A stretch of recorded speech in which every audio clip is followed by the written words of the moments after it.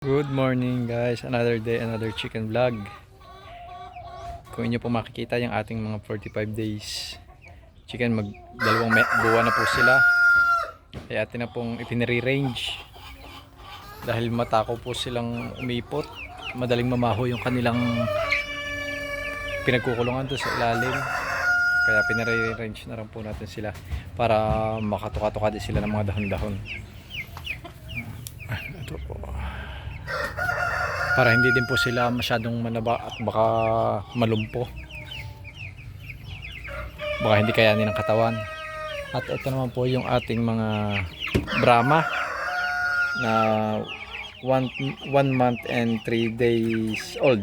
Yan, maganda na po nila. Inihiwalay na po natin yung kanilang inahin 4 days ago. Yan, ang gaganda po ng kanilang feathering, blue, dark blue. Yan. Sana may makuha tayo dyang magandang hen at magandang roe pamalit sa ating mga breeder na kakaedad na.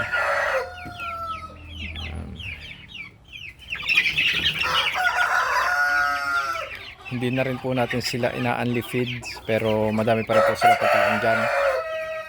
Hindi katulad dati na halos laging puno. Makikita nyo yan, kalalagay ko lang po niyan kanina.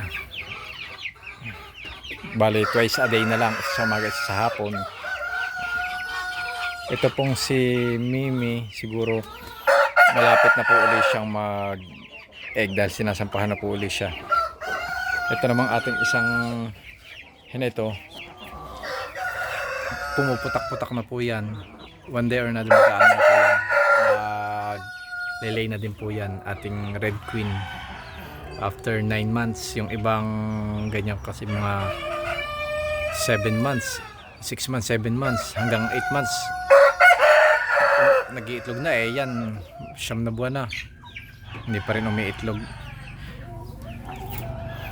Yan. Ito naman si Mocha, malapit na rin po ulit siyang umitlog. Tumigil siya nung isinama natin siya kay Makoy, tapos nagpalit tayo ng feeds, kaya nag-adjust pa rin, pero nagpapasampad na rin uli siya, mag-egg na po uli yan. At ito po, yan yung ating mga Brahma na extra.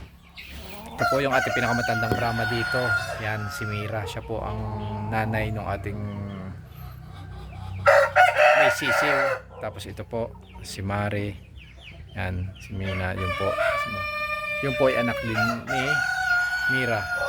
Naglilimlim po yan yung ating splash kahit wala pong itlog. Broody po siya. Inaalis ko naman po kanyang mga itlog dahil hindi naman po fertile, wala naman po sila kasamang roe. At ito naman si Maya at si May.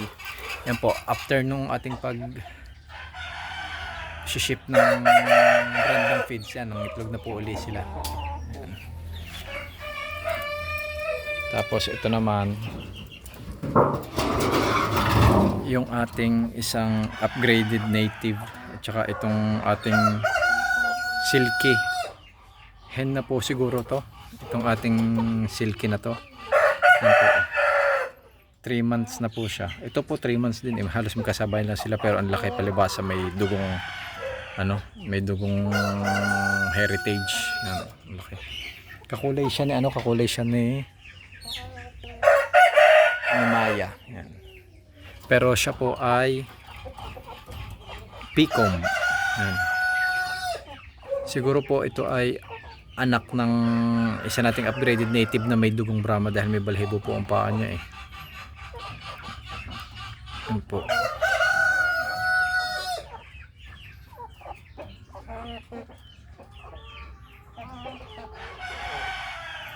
Hindi ko po matanda, lang alam ko to po, anak po to ni Makoy dun sa ating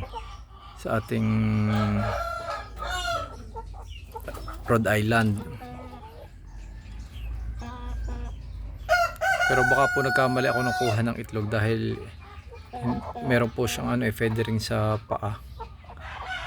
Tapos picom siya, although malaki siya, pero siguro nagkamali ako ng kuha ng itlog. Tapos ito pong ating dalawang Rhode Island na to ay currently nagbabawi sa pagmomolt. Tumutubo na po ulit yung kanilang mga balahibo. Tapos ito naman, yan. Ito pong ating isang black mountain draw. Ito po ay for sharing kung sino ang may gusto. Yan. Itong ating Indio Gigante na Italy. Yan. Nag-i-egg na po yan. At saka ito po yung nanay ng ating mga sisiw. Yan po. Hiwalay na po siya dito para makabawi siya. Tapos ito naman pong si Whitey ay estimate ko po mga 4 to 5 days mag-hatch na po yan, magsisimula na po yan mag-hatch. Yan. Diyan ko po siya nilalagyan ng pagkain. Meron po akong isinama dyan isang itlog nitong sinapipay at saka ni Max. Ewan ko po kung mapipisa dahil may nabasag po isang itlog, hindi ko alam kung yun. Yan. Tapos ito po ang ating si Pipay na naglilimim ay successful po ang ating pagre-reintroduce dito sa kanilang mga kasamahan, although may pagkakataon na pinepek pa rin po siya, pero hindi na po katulad dati na hindi po siya patukain. Mabait naman po sila yan. Ang ganda po niya, kaso yung buntot niya nung bata pa siya lagi siyang binubuli kaya hindi na lumago. Ito po ang ating pinakamalaki, si Pipay na to siyang mayor dito, pero pinakamagandang pwede rin po itong ating isang Pipay. Yan. Ito medyo gold, light gold, ito dark. Yan.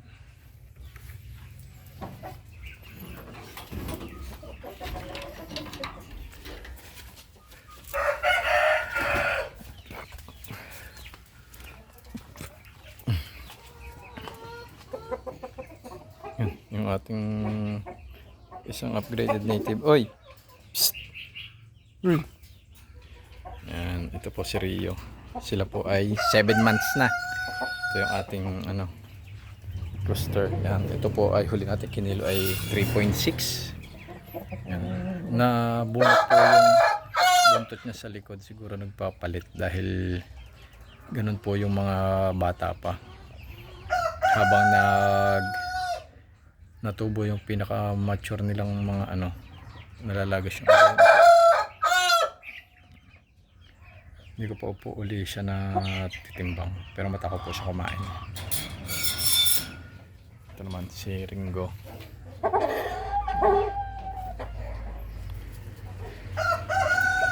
Tapos yung ating pong mga itlog nitong mga upgraded native natin, gagawin po sana nating salted eggs, kaso biglang may umorder kaya hindi po natin maiituloy.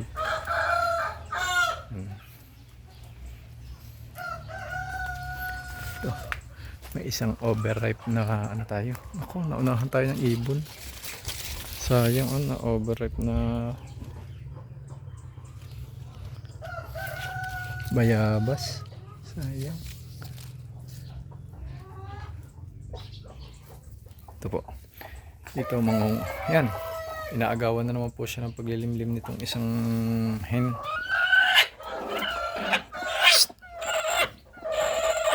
Hindi ka naman dyan.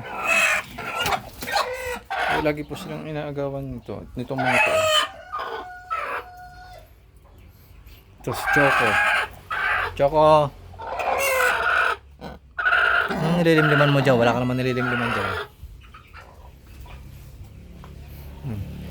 Po, lagi po sila nag-aagawan kaya hindi po mapisa ng ayos yung mga itlog. Ang dami na po eh.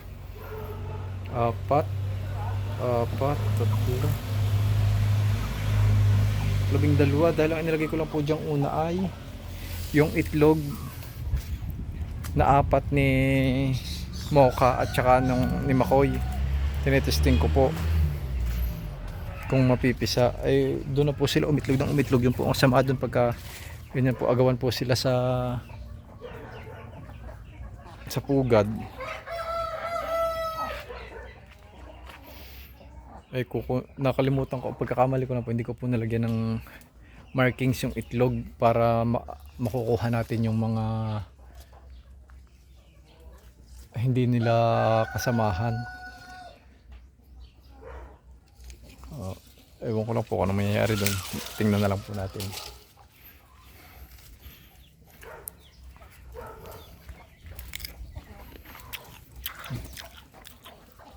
Ito po, paborito to ng ni Mocha. Ito po yung siling labuyo. Kaya po ako nagtanim ng madami niyan. Paborito po yun ni Mocha. Tsaka ng iba nating manok. Healthy po yan para sa mga manok. Sili. Ayan po. Makita nyo yung tatlo nating 45 days. Ang takaw nila sa damo. Yan po tinatawag dito sa amin na mutha. Damo yan. Takaw nila. Nakakatipid din po tayo sa patuka sa kanila dahil masyado silang matakaw.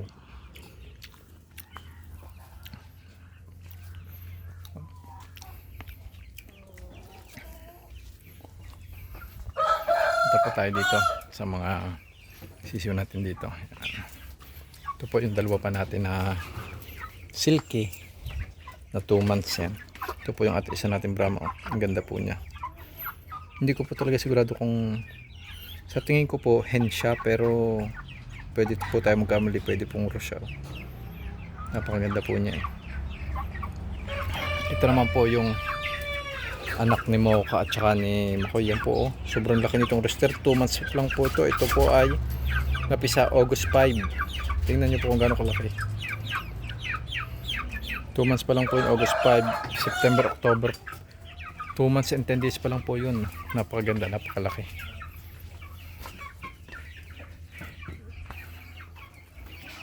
Yan po muna ang ating update sa ating manukan. Hindi po lagi tayo makapag-upload dahil basta-basta na lang po umuulan dito. Bumubuhos ang ulan. Maya-maya mainit. After 10 minutes, kukulimlim tapos biglang bubuhos. Ingat po lahat tayo dahil hindi po natin masabi. Panay po ang lindol sa mga naapektuhan po sa Davao, sa Cebu, sa La Union. Magdasal po kayo lagi at keep safe. Huwag po matigas ang ulo. Lumikas kung dapat lumikas, na babawi po yung mga ari-arian, pero ang buhay ng tao hindi po. God bless po sa ating lahat.